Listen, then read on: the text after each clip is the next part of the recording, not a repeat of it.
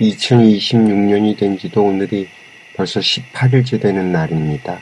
시간이 참 빠르게 흘러갑니다. 정확하게 우리들의 헛헛한 세외 계획들이 정말 무색해질 때쯤입니다. 요즘 방송들을 보면 마치 무속의 세상에서 살고 있다는 생각을 하게 됩니다. 단순하게 무속인들의 예언만 얘기하는 게 아니에요. 모든 매체들, 심지어 뉴스에서까지 예측과 추측성 이야기들을 쏟아냅니다. 경제에 관련돼서는 그 정도가 더 심하죠. 주식시장 전망, 부동산 시장 전망, 코인 시장 전망, 2026년 트렌드 전망, 심지어 전쟁도 예측과 전망을 쏟아내고 있어요.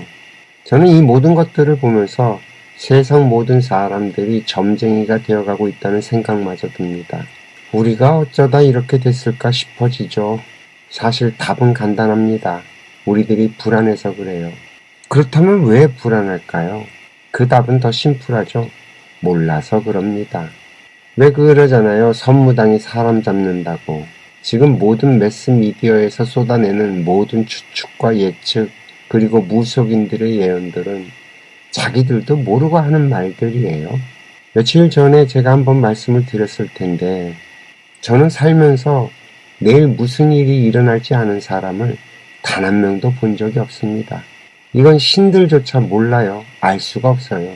따라서 우리가 접하는 모든 추측성, 예측성 정보들은 미래의 이야기가 아니에요.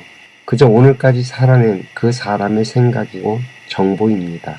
즉, 과거의 정보들이란 말이에요. 미래의 정보는 아직 오지도 않았어요. 아니, 내일 무슨 일이 벌어질지도 모르는 사람들끼리 과거의 정보로 미래를 이야기한다는 그 자체가 한편의 코미디 같지 않나요?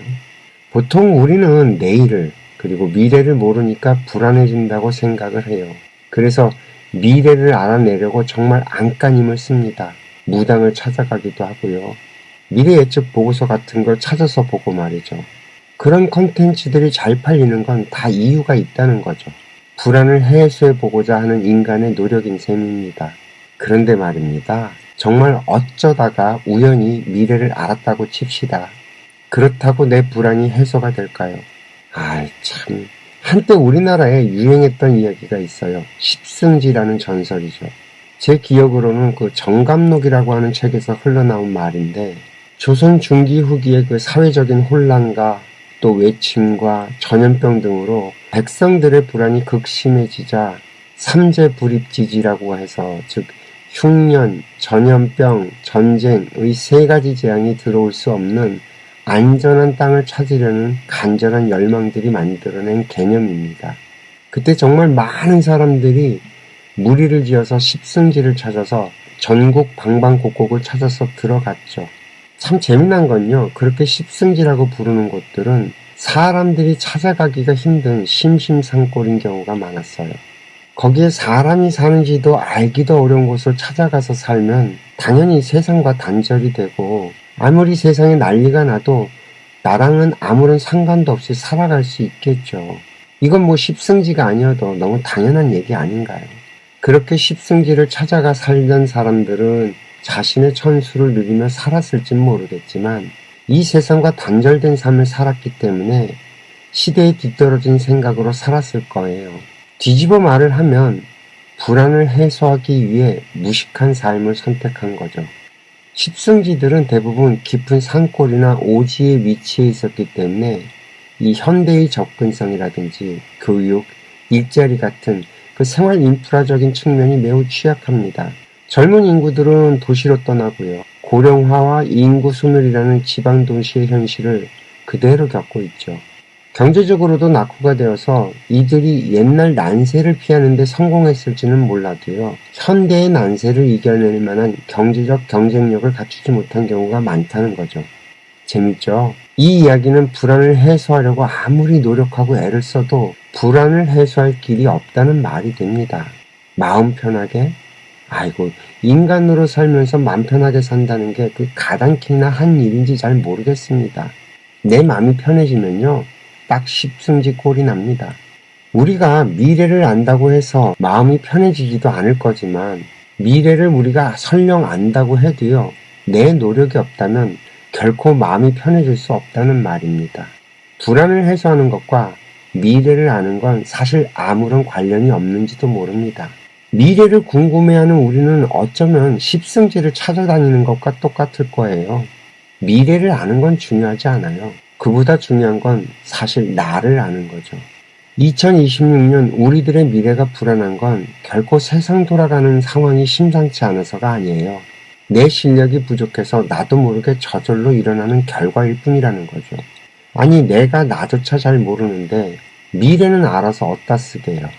우리나라에서 최고로 똑똑하다고 하는 젊은 사람들을 모아서 각종 연구소들을 만들었어요.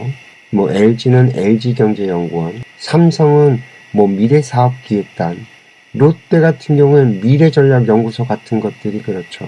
이들은 매해마다 미래를 예측한 보고서를 냅니다.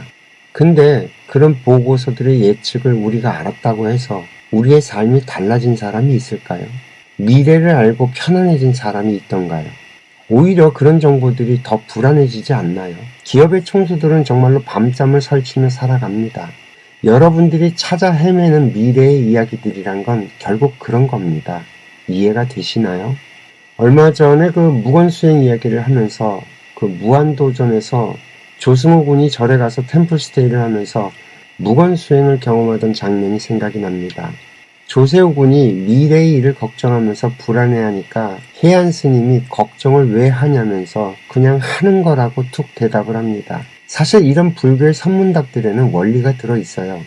깨달은 양반들이 중생을 깨우치기 위해 던졌던 말들인데 그 원리는 모르면서 그 양반들의 선문답을 배워서 앵무새처럼 떠드는 게 참 거시기하긴 합니다. 일단 조세호 군에게 던진 말은 맞아요. 이건 조세호 군에게만 해당되는 말이 아니에요. 모든 인간들에게 똑같이 적용되는 말이죠. 걱정을 할 시간에 내 할 일을 그냥 하면 됩니다. 걱정을 해도 도움이 되질 않아요, 어차피.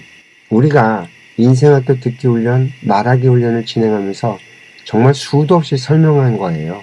인간의 생각은 영혼이 만들어내고 생각은 말과 행동을 만들어요. 내 행동과 말은 정확하게 내 영혼이 갖춘 대로 튀어나옵니다. 이건 감출 수가 없어요. 오늘 내가 알고 깨달은 만큼만 나는 생각하고 말을 할 수 있다는 겁니다. 더 하고 싶다고 되질 않아요.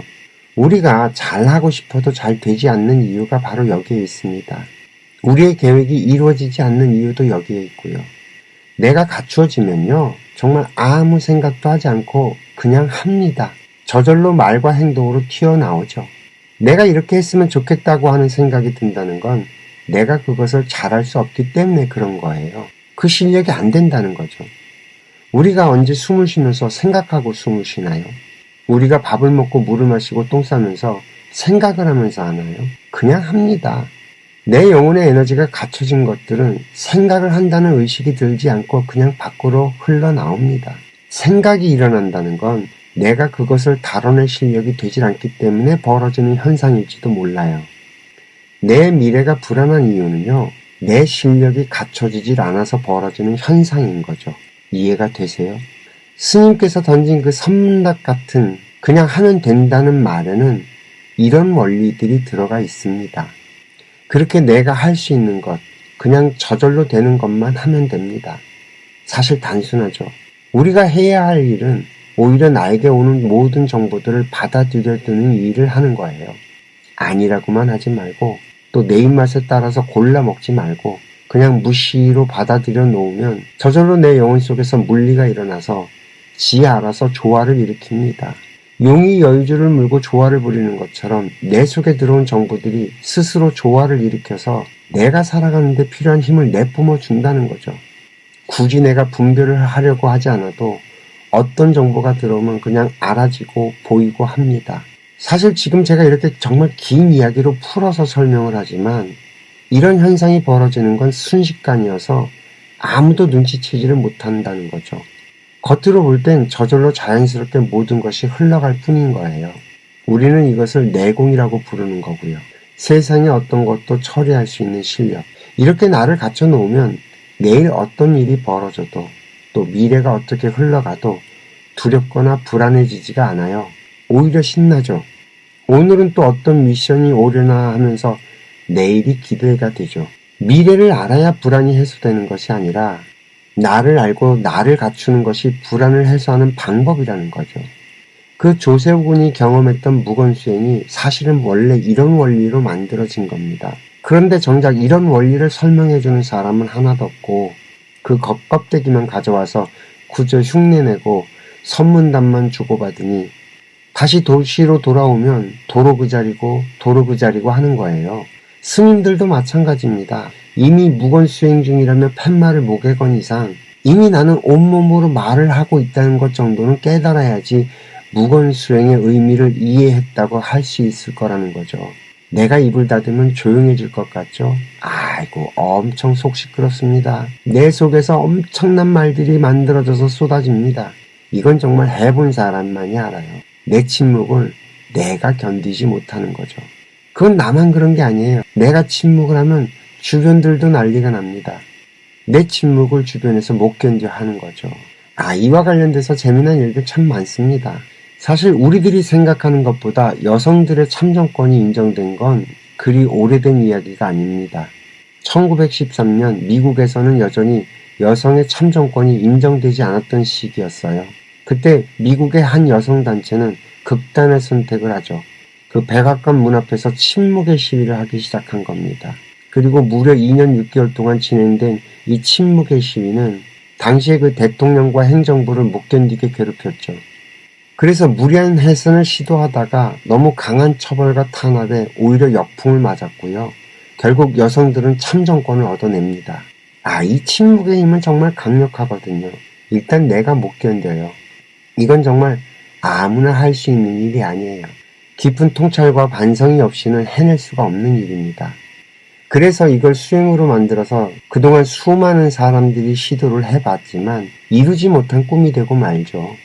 오히려 이런 침묵의 수행은요, 내 잘못이 눈에 보이고 정말 스스로 부끄러워진 사람만이 침묵을 할 수밖에 없는 건데 이걸 거꾸로 수행을 하려고 하니 될 리가 있나요? 정말 통렬한 나의 깨달음이 먼저예요. 내가 부족했다는 걸 깨달아야 수행을 할 수 있게 되는 거거든요. 그래서 저희 인생학교 듣기 훈련은 입을 닫으라고 먼저 강요하고 시작하는 게 아니라 우리들의 생각을 뒤흔들어서 스스로 침묵해 갈 수 있는 정보들을 던져주는 겁니다. 저절로 스스로 침묵이 일어나도록 말이죠. 말하기 훈련도 원리가 똑같습니다. 말을 잘 하려고 아무리 애를 쓰고 그 기술을 배워봐도 순간의 위기는 모면할 수 있어도 내가 바뀌질 않잖아요. 그러니 오히려 말이 무엇이고 그 말을 하는 나는 또 어떤 놈이고 하는 근본을 뒤적거리다 보면 내가 하는 말은 스스로 빛이 나는 날이 온다는 거죠. 미래를 아는 게 중요한 게 아니라 나를 갖추는 일이 먼저라는 말이죠. 이해가 좀 되시겠나요? 침묵은 우리에게 정말 많은 말을 해줍니다. 침묵이 하는 말을 잘 들어보시길 권합니다. 오늘 이야기는 여기까지 하겠습니다. 오늘도 시청해 주셔서 감사하고요. 행복하세요.